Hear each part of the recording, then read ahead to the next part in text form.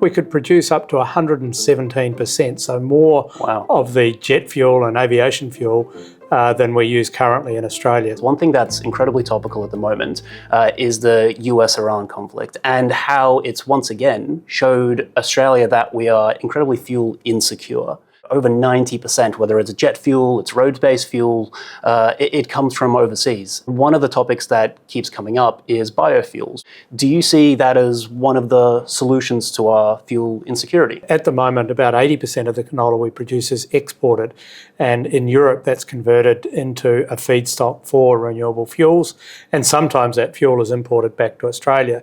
So by producing it here, we're creating jobs, we're creating investment, and we're really accessing the value of the Australian crop products that Australian farmers produce, but also the tallow and used cooking oil and other byproducts that are available.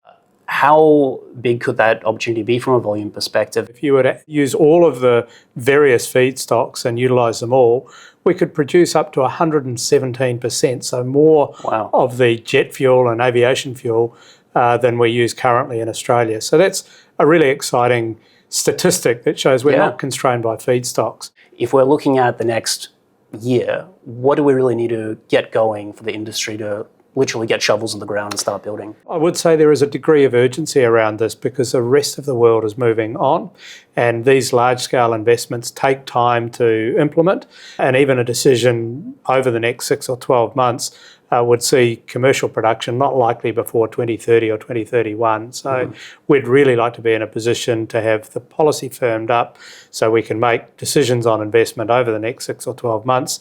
And by the time we get to 2030, Australia will be far less vulnerable to imported fuels and producing more sustainable fuels locally.